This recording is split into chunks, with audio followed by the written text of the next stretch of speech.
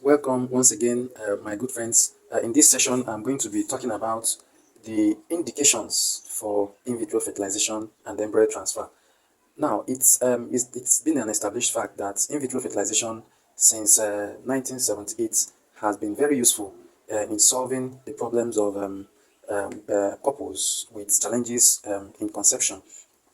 Now, it's been a solution because it has put smiles on the faces of couples who never believed that they could be pregnant once again.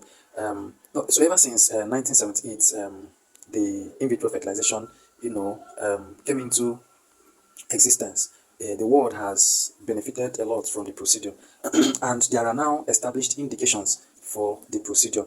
Number one being for women, they once the two tubes are completely blocked, for whatever reason, once it is established that the two fallopian tubes are blocked, it is an indication for in vitro fertilization and embryo transfer.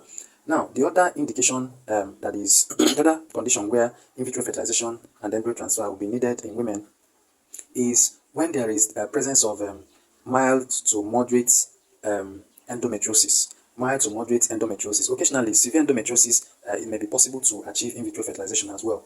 And so in that condition, in vitro fertilization and embryo transfer is also needed. Now, other circumstances include where it is established that there is ovarian failure. In that case, donor egg shall be used or will be used or should be used in achieving such in vitro fertilization and embryo transfer. Now, the other circumstances where you have in vitro fertilization indicated include where there is inheritable existence of inheritable genetic abnormality in either couple. Now, the other conditions include where you have seminal fluid abnormalities, especially when you have severe oligospermia and azoospermia as well as aspermia. In azoospermia and aspermia, donor sperm may be used in such circumstances once it is established that there is complete azoospermia, especially non-obstructive.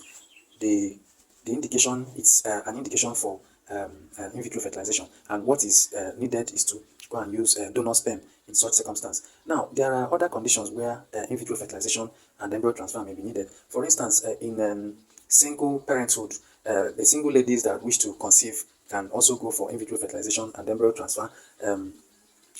Or where there is established genetic conditions, which I've already talked about. Now, these are essentially the indications for in vitro fertilization that are very common. And then where the cause of the infertility is not known, what is called undiagnosed or unknown cause of where the where the cause of infertility is not known, it's another reason for in vitro fertilization and embryo transfer. Or where there has been treatment failure, several times the woman has been treated, evaluated and treated on several locations, and she is now more than 35 years. It's also an indication for in vitro fertilization and embryo transfer. So these are the circumstances where in vitro fertilization and embryo transfer can be done. And this procedure, even though they may be expensive, but they are surer way of achieving pregnancies. Now, if a woman has also been postmenopausal, it's also in vitro fertilization and embryo transfer becomes another way of achieving pregnancy again.